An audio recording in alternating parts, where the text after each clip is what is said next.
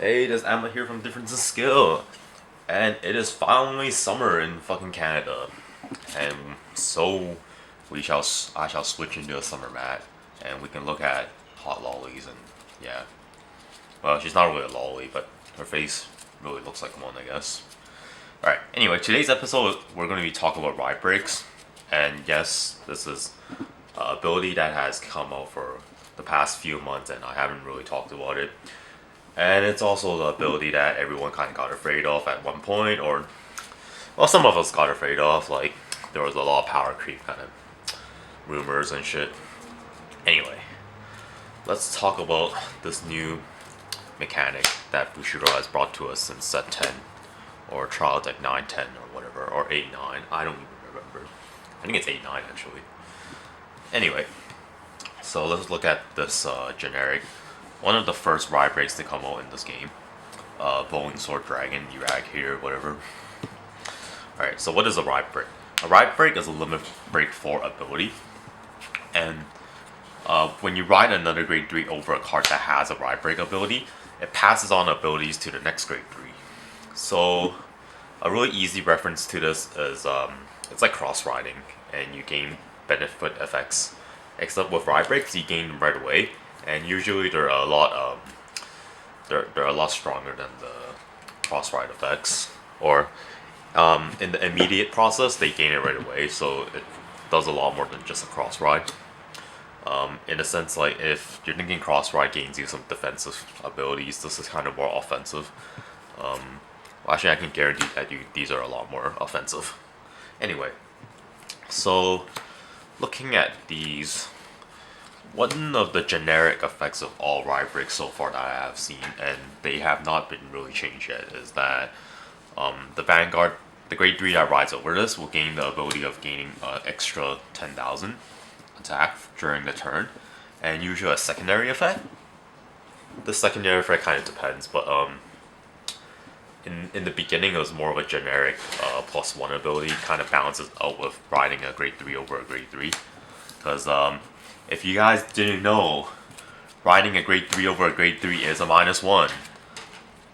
Except with ride breaks, because you get your benefit effects, then it's usually more it's more meaningful to actually take this -1 and ride it over.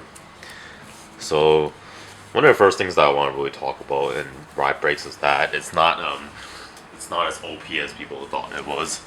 Like it's not so it's not so game breaking that whenever somebody ride breaks, someone will instantly lose. Because one of the main issues with ride breaks is that you do need 2 grade 3s in your hand, and one of the conditions is that you need to ride a ride break card. And you might think, that doesn't sound too hard, but the thing with this is, in current metagame, where the speed of this game have really like increased by like tenfold, in my opinion, or like it just increased by a lot overall. Holding 3 grade 3s in your hand is a terrible idea, because especially if you want to ride it over, which means in general, if we're talking about like the early stages of game, or even like early mid or middle or mid game, if you're holding 2 grade 3s in your hand, it's very hard for you to have a full field. And even if you did have a full field, it means you would have the possible chance of lacking hand size. And when you're lacking hand size, it really just means you can't guard, right? And when you can't guard, people can kind of take advantage of your field. Especially if they're kind of smart about it, they would take away some of your weird guards, or even through some of the better clans that have effects that take away your back row or front row. It's very hard to replace them, right? And when you don't have a full field fighting in this game, it's generally just difficult to play at. Which is why these are one of the disadvantages of ride break, is because if you're holding a grade 3 and not putting it on the field, especially if you're lacking field size already, then you're basically down 1 unit or down 1 row to attack with, right? So that's one of the first disadvantages of ride break, is that it's kind of slow. Even at the fastest, there's really no guarantee that you have a full field, and if you did have a full field at the fastest and have guards to defend for your rolls and whatnot, then it means you probably hit a lot of triggers early game, and of course triggers those take quite a lot of It's like the main defining thing in this game. Like, if you get lots of triggers, you win. It's pretty simple in that kind of sense. Especially if you know how to play the game, then more triggers you hit pretty much means game. You're a high chance of winning, right? But like in the normal average game, is like let's say if you just hit like one or two, even two triggers, that's quite pretty decent actually in early games. It's still pretty hard to commit to, like especially commit to the feel when you're playing a ride break unit, especially because all one of the common properties of all ride breaks is that they carry a very vanilla effect, meaning that they don't actually have any effects that gain you advantage until you ride another grade 3 over it, which is also one of the other reasons why this is it's not always a good idea to go for a ride break, because if compared to your other units that might not be a ride break, they can gain you advantage, right? So and usually that advantage is actually more important than doing a ride break, because as we all know, the longer you drag out this game, it's never that great. Because especially for a ride break, if you're like a one attacker ride break that gains you 10k and something, it's usually not so worth it to actually wait a whole game to ride this, because the reason is that longer the game goes, someone might draw perfect guard, your ride break, attack, or GG. Your 10k just meant nothing, right? That's one of the things about ride breaks. But of course, we do have like the newer ride breaks with like Dauntless Dragons and whatnot that can gain you a double attack, or even Spike Bro that gains you a shitload of attack if you have Emperor. But I think one of the things with Spike Brother is that because your deck is actually a non like your deck is a not continuously minusing deck that gains attack through the trade off, right? I think by the time you ride Emperor or whatnot, your hand size might be so small, or you might actually not be able to commit enough to the field. And especially if you don't win in that turn, which is, I think, hard to say, really hard to say. Like, I mean, if you don't win in that turn, then it's guaranteed, it's guaranteed you're done for, right? But that's traditionally been Spike Roll all along. Like, it never really changed throughout the times. I think for Spike Roll, I think it works around the same. I did play some of them, and it felt kind of the same as before. It's still like the Emperor thing, but yeah. And those are kind of like what I call the disadvantages of ride breaks. They do carry the generic effect of gaining 2k when they attack, with when condition is met. The earlier ones are kind of more broken because it's just when they attack they gain 2k. Now they kind of realize that's kind of stupid, because if you play any of the older decks which doesn't use archetype, you can run AKs again, right? So easy 21s if they attack and gain 2k, right? So now they kind of start putting conditions on it, which is what they should have done in the beginning, but oh well. Although I do have to say, like, one of the better things about this mechanics is that it does speed up the game, because especially if you gain 10k and some other beneficial effect, then it's pretty hard to defend against if you don't have a perfect guard, and usually that spells game for a lot of things. And even if they do have a perfect guard, it's still quite a big pressure. But because of how kind of generally slow, and you lose different advantages because of the ride breaks, it does kind of feel balanced out. Like, it does speed up the game. In another sense is that now,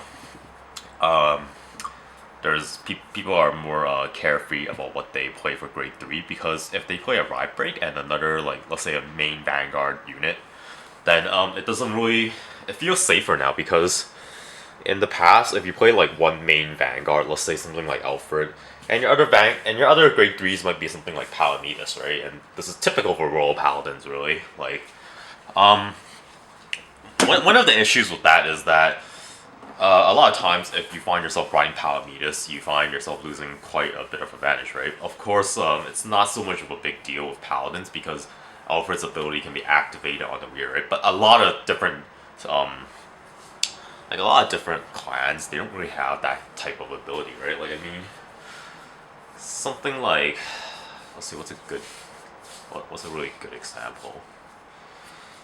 Something like, I think Pale Moon's a good example, or a lot of older clients actually have this type of problem. Even if something like,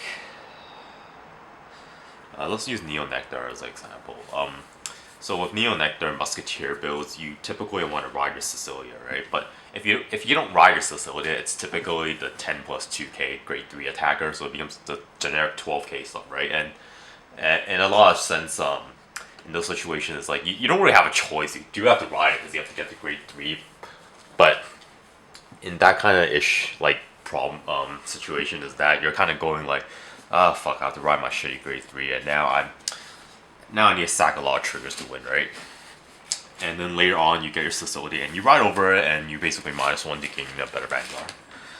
With ride breaks, they kind of take care of that issue because now you can just play your ride breaks plus whatever else, right?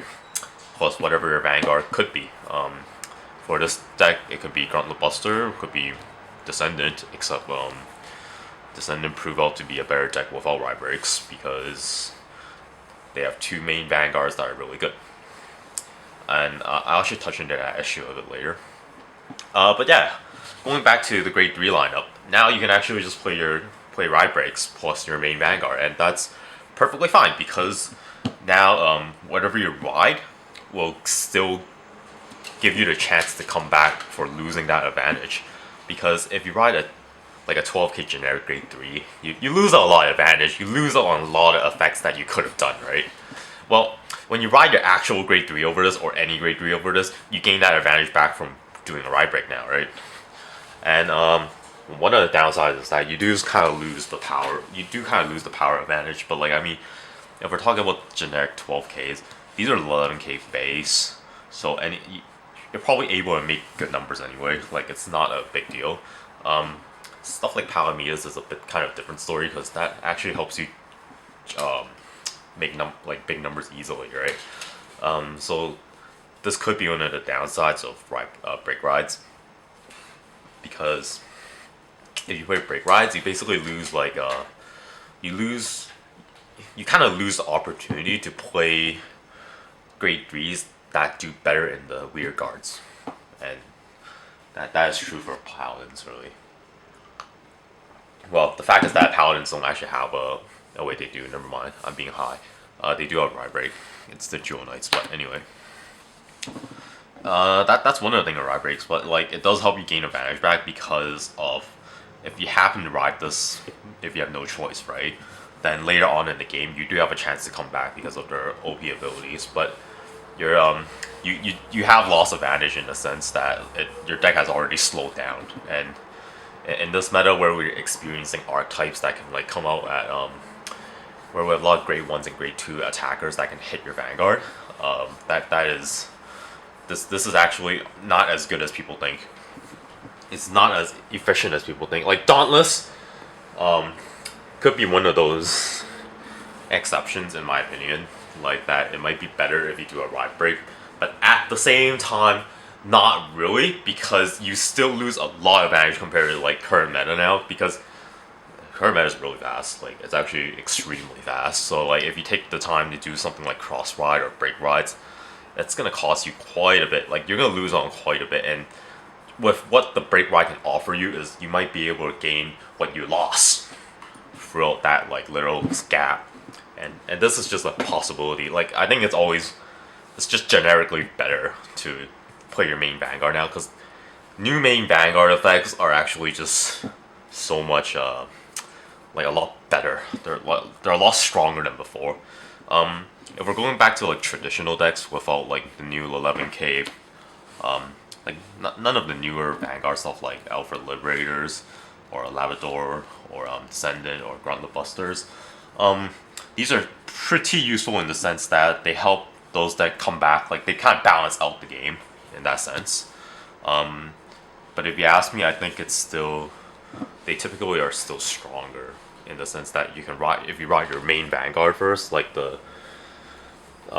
Vanguard that you actually want to use, it's still a bit more better. But like, I mean, some decks are like exception those, right? I mean, like, if you're playing Platinum Azo and stuff, then it makes more sense to actually ride your Liberator Gancelot first, because Platinum Azo's effect come in so late, and it would make more sense to actually use Gancelot first, and especially when you combo those two, it's really powerful, right? But in a sense is that that's kind of hard to do, and that's kind of slow, so your opponent might have already killed you by then. But those are typically the kind of things that goes on with ride breaks. Like, I mean, here, let's go over to my box OP-ness. And let's look at cards like... Let's look at cards like this guy here. I don't think I really need to explain what this guy really does. Like, this guy is a powerful card by himself. First of all, one of his main abilities here is that you can flip 2 cards just like Hazel and basically get a top card, right?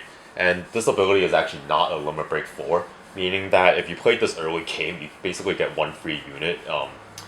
It's like really fast. Like, it's not as good as Garmor in the sense that you can't search it, right? But because the deck has so much good like attackers and everything, it doesn't really matter what you flip now, because you can probably generate a good number or a good roll with like anything that comes out, even a trigger.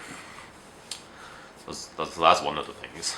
His limit break 4 ability gains you so much attack that if your opponent doesn't perfect guard you, you're kind of in deep shit, because it will take away a lot of cards if that happens. Or you say no guard. I hope he doesn't get a critical, but as we all know, good players will probably get a critical and win the game right away in that kind of sense. So it's not that wise. At least if you play logically, you'll probably want to guard that attack at 4 damage or something. Yeah, but think about it this way. If cards like these can hit like 26 casually, easily, then doing a break ride might not actually help you so much. Because in the sense is that, oh, if I do a break ride with Alfred, he will hit like 36 or whatever. Big deal. 26 is hard enough to deal with. 36 is no different really in the sense that I'm gonna no guard that it might put you in the same situation as hitting something like 26k, right? Because it's usually a lot of times it's just you want to just say no guard if you don't have a perfect guard in that kind of situation. Is that it's just too hard to guard, and it's pretty much better to just take a no guard and hope a critical doesn't come by. But that's one of the things. And the other thing is just like I said, if you ride break, then you don't get to use Alfred's ability really, because he has a +2 ability if you do a ride break. But at the timing of a ride break, right, you might have a full field already, because being in 4 damage and 5 damage is more or less a mid to late game kind of thing, right? If you get there early, then it means you got critical like twice or something early in the game, or you got rushed down really hard. And in that sense, then it makes even more sense why you don't want to do a ride break, because if you get rushed down really hard, you want to be able to get your advantage by plussing and pull it back, right? I hope people kind of understand what I mean. Is that if you're pushed into a corner really early in the game and you have to decide to ride between Alfred or Gancelot here, you want to ride Alfred, because the thing is, if you got pushed so hard, it means you couldn't really do much about it with your hand in the first place. And in early game, your hand is always really stuck between 5 or 6. And if you want to play a field, it means that you have to use your 5 or 6 hand and deplete your hand to fill a field, right? Now, in that kind of situation, do you really want to do a ride break and go like, oh, I'm going to hit for like 37 or something next turn and try and win the game because I can make every unit hit above 20 now?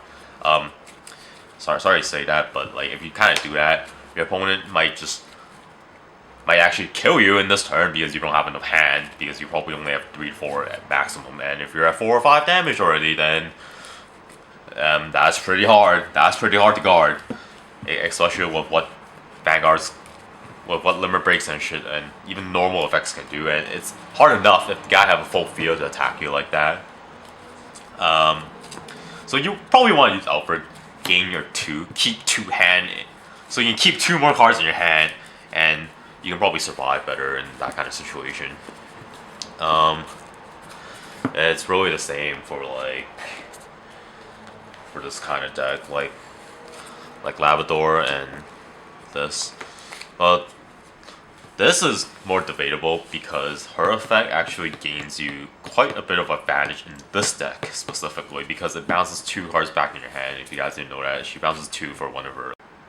Hey, I'm back and I got cut off because I hit my 20-minute intervals in my camera and I have to do a basically separate out the video as usual. Anyway, so back to Labrador is that to really wrap it up, it's just that in a tight situation, it's never really a good idea to ride.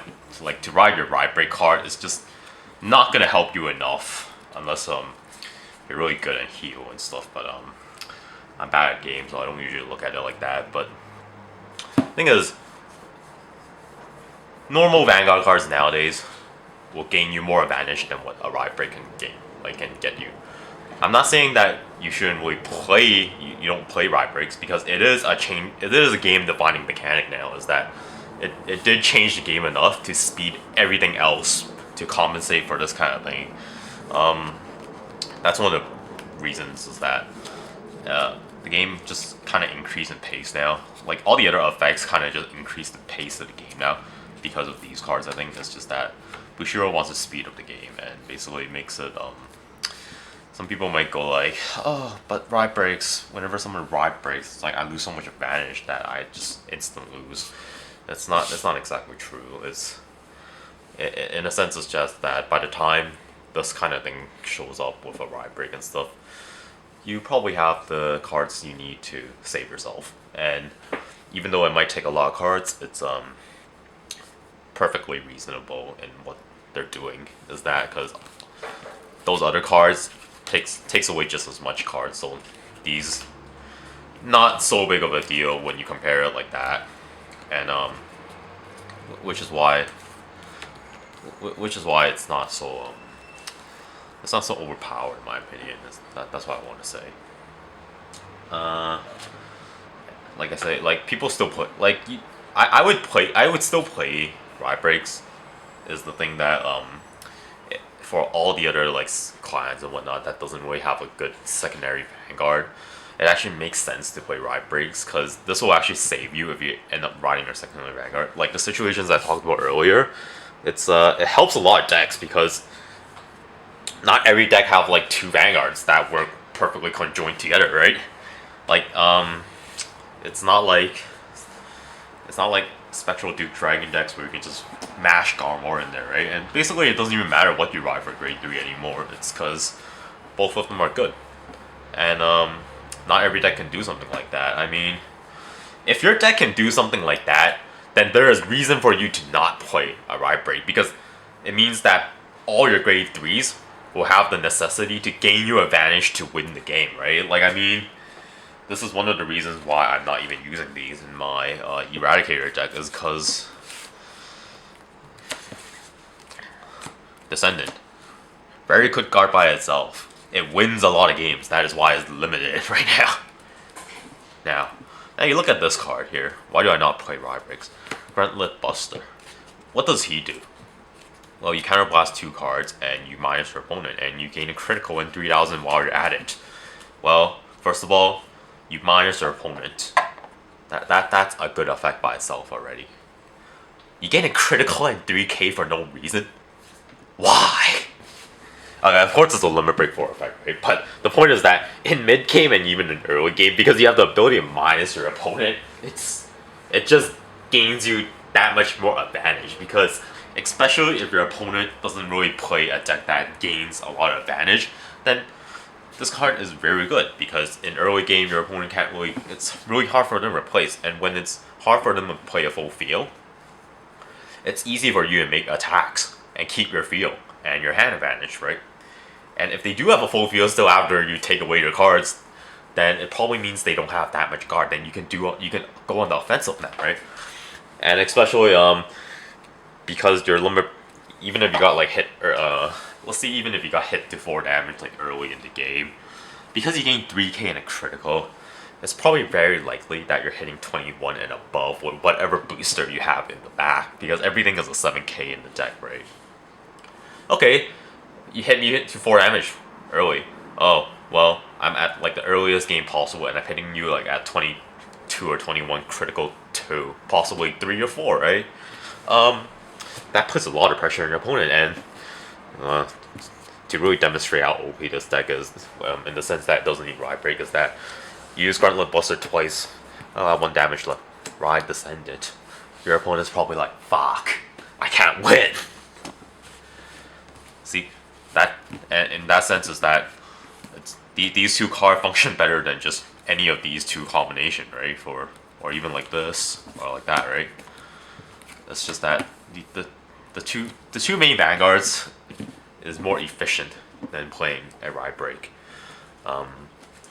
That's one of the things that actually, like, you really have to try these out to actually figure it out. Like, I mean, at first I thought I was like probably like Hero, same reaction. Probably was like thinking like, oh my god, Ride Breaks. Doesn't that mean whoever does a Ride Break first will fucking win the game?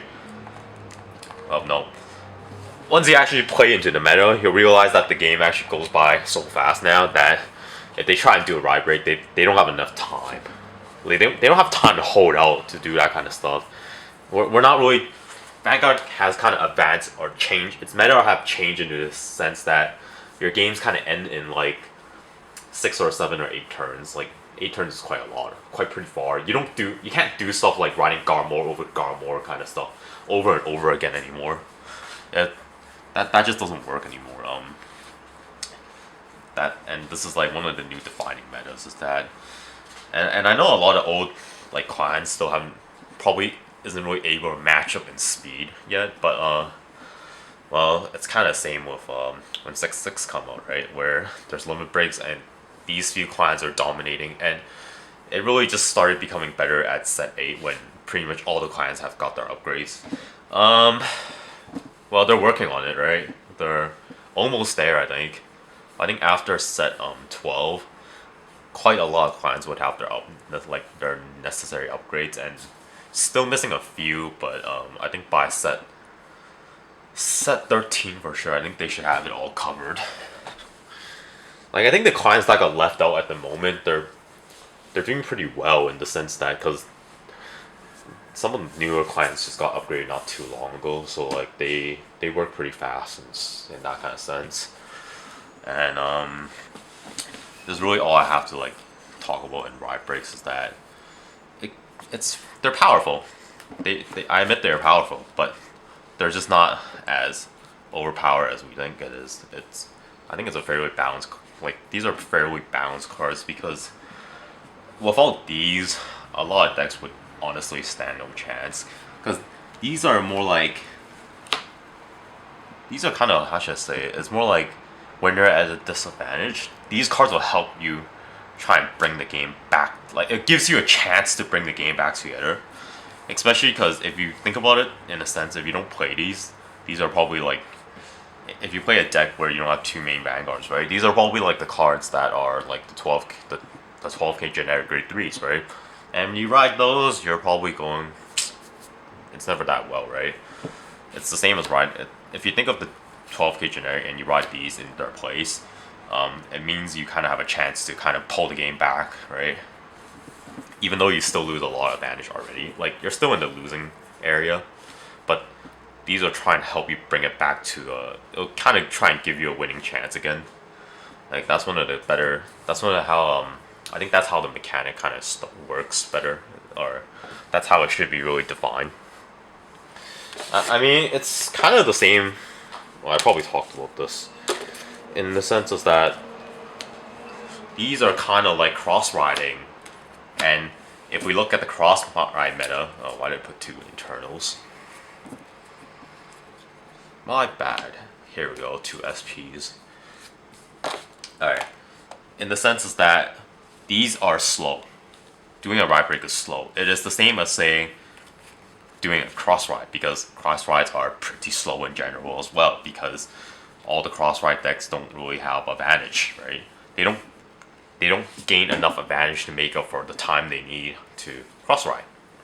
And of course, I already talked about, if you hold 2 grade 3s in your hand, that's never too good, because you're gonna get rushed over now, because you can't guard. And think about it this way: if you draw your first hand and you're like, yay, I'll have my cross ride. Well, doesn't that mean 4 out of 5 cards can't be used to defend? Well, yes, because you have a grade 1 and grade 2. Your first grade 3, and your second grade 3 to cross-ride, right? It's no different from drawing this card plus your other grade 3 plus your grade 2 and grade 1. Except these just give you benefits like faster, and this is why cross rides are also not that strong in this meta, I think. Just because the time it takes. It doesn't, and the deck itself is generically slow. Like, they don't gain you enough advantage to make up for the time you need a cross ride, and because the numbers now are just easier to hit 18. Like, if you play any archetypes, even though like all the grade 1s and grade 2s don't really gain advantage, they can hit 12k, they can hit like 18 so easily. It makes cross riding a little pointless. Like, or it feels pretty pointless to do a cross ride, because it's probably better to play something that gains advantage right away and try and finish the game earlier. Not so much different with these guys. I mean, and I think in this game traditionally it's the grade 3s that gain you advantage, not really the grade 2s and 1. Not so many decks really have that kind of thing where your grade 2s and grade 1 will gain you enough advantage to help you to like define their gameplay.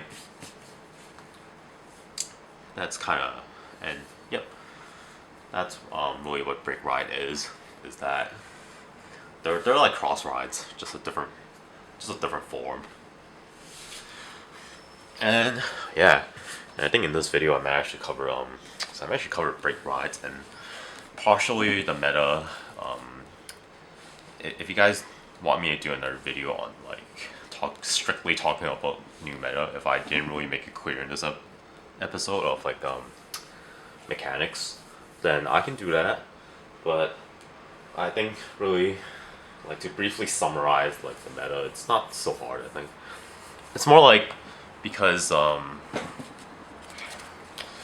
it's kind of why old decks, it's not like they don't stand a chance. Like, one of the things old decks do carry is that they carry more it's more stable with the older decks. Like the 10k Vanguards and stuff, they have a more stabilized effect. Like, in the end, Alfred is still a top deck effect. You could possibly get shit, but it's just that the way they build this deck is that it doesn't matter as much when you get shit. Like, it's not so big of a deal. There's lots of ways to counteract it. But because basically every deck has something like this, and where's my mare on? Basically now, every deck has something like 9k plus 3 when your Vanguard is something like the archetype name, right? So the conditions are so easy to fulfill. These just speed up the game, because I mean, like, at grade 2 you can take grade 1 up and attack. You take these, kill their weirds, like killed side is very useful actually to kill like their like other slots, weird guards, and attack the Vanguard at the same time, because like, I mean, you don't need a booster to attack the Vanguard with this stuff. At grade 3 this won't work, but I mean at grade 3, the point is in grade 1 and grade 2 gaming is now these are just they're just so powerful, because especially if they ride a lower level lower attack power Vanguard, then it doesn't even matter if they get triggered sometimes, because these can still attack without being boosted. I mean, and that is especially true for the grade 2. And this is why kind of the meta speed up so fast. And the other thing is just that the main, like, new Vanguards nowadays just hit so hard.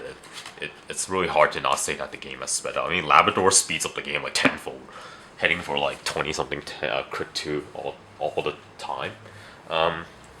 Liberated Alfred hits pretty damn hard as well, which is why it speeds up the game. It's like, imagine if you had Garmor and you basically manage to hit 26 without getting a Chargal off.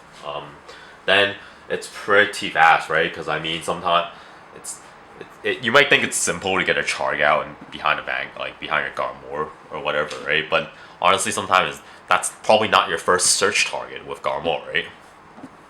Which is why I always try to stress that it's not exact. Some people try to argue with me that say it's the same as Garmor because it still takes away 2 cards in total. But the thing is that you don't always get Chargal in the back, and Liberator Alfred can hit all the time. You don't need to Soul Blast to hit high power. So it is different in that sense. Eradicators, what can they do? Well, like I said, they can screw you over. Screw you over. That's so literal of them, actually. They do really screw you over. I mean, like, with Gauntlet Buster, it's just I take away cards, I gain criticals. GG, right? I gain high attack power at the same time, and with Descendant, it's just like I attack twice if you guard. Game has sped up. That's really the meta, and that's all I really have to talk about ride breaks. If I managed to miss or not cover something, or you guys didn't understand, feel free to comment. I'll try and answer them to the best of my abilities. Like, I mean, I'm not trying to say that I'm probably the best one that understands this. I mean, this is just what I make up from after playing like a bunch of games, right? Just trying to do logical deduction here and stuff, but people can add to whatever they like, and I'll try and answer to the best of my abilities. Or I kind of like a good discussion sometimes. Well, assuming that you make some good points, but yeah. So there's Amber from Difference of Skill talking about ride breaks, and we will not know when it's the next mechanic episode because I think in this channel we kind of cover a lot of the mechanics that are necessary already. But also feel free to put down in the comments that if you guys want to learn something that I haven't really touched before, then yeah, put it in the comments, and if I think it's good enough and relevant enough, I'll make a video of it. So have a good summer holiday, or maybe you guys will have a good summer holiday. I still have school. Summer school. Well, I have my lolly mats to look at. See ya.